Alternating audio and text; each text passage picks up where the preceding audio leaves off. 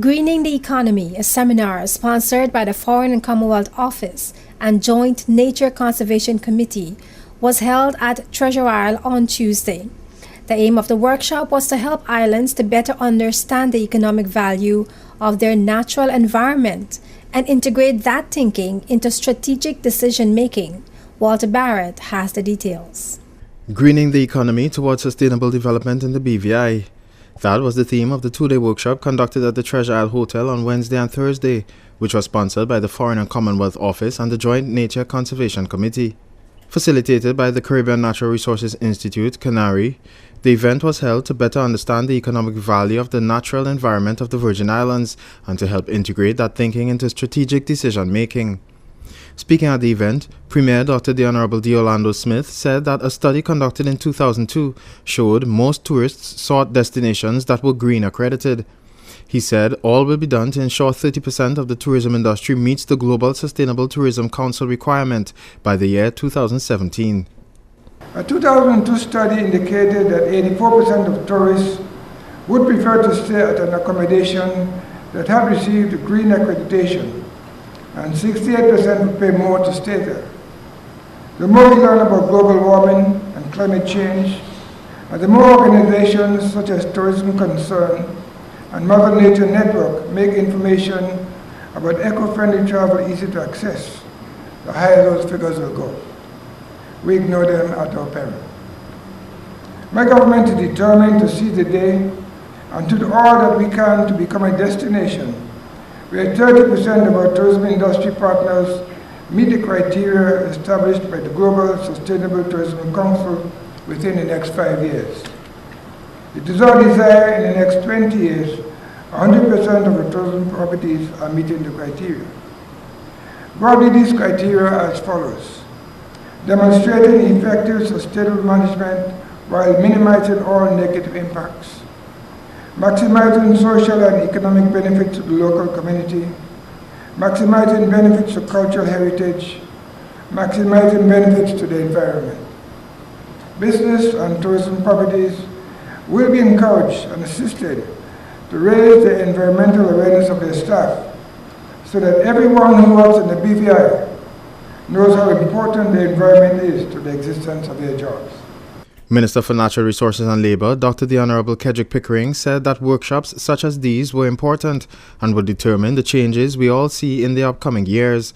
And he spoke on the issues of green economy, sustainable development and environmental mainstreaming, all of which he said simply mean living in harmony with nature. The terms green economy, sustainable development and environmental mainstreaming will likely be bounced around this room faster than Usain Bolt could run the 100-meter dash. But to come out of this discussion as winners with a clear way forward, we must first ask ourselves, what does it mean when we talk about greening our economy? And I don't pretend that I can do justice to such an important question in my couple of minutes. But in a very real and realistic sense, the question is, what does the green economy, sustainable development and environmental mainstreaming mean in a practical way for these Virgin Islands? The changes that will be seen in 1, 5, or 10 years will be the result of discussions like these. And that is ultimately what really matters. Whether we say green economy, sustainable development, or environmental mainstreaming, we are essentially talking about the same thing: living in harmony with our environment to ensure that it continues to provide us the resources that we depend on to sustain our lives, our health, and our economy.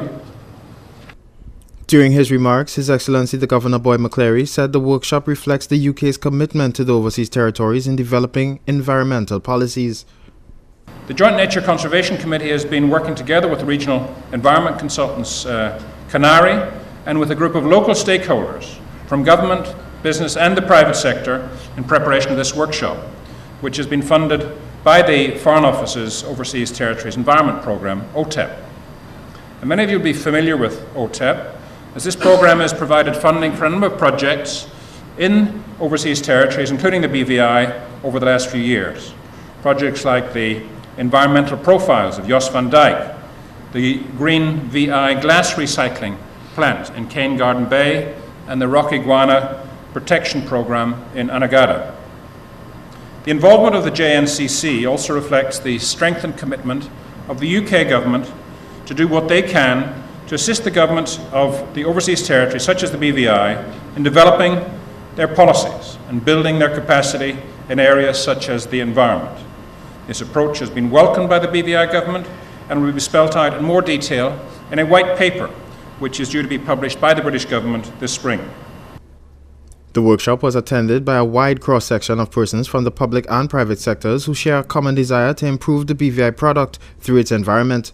According to the Premier, the issue of the environment is of paramount importance to the BVI as a tourist destination, as this environment is what makes the territory a must-see for so many people. He said, to this end, it is up to all of us to be actively involved in protecting what we have. This is Walter Barrett for JTV News.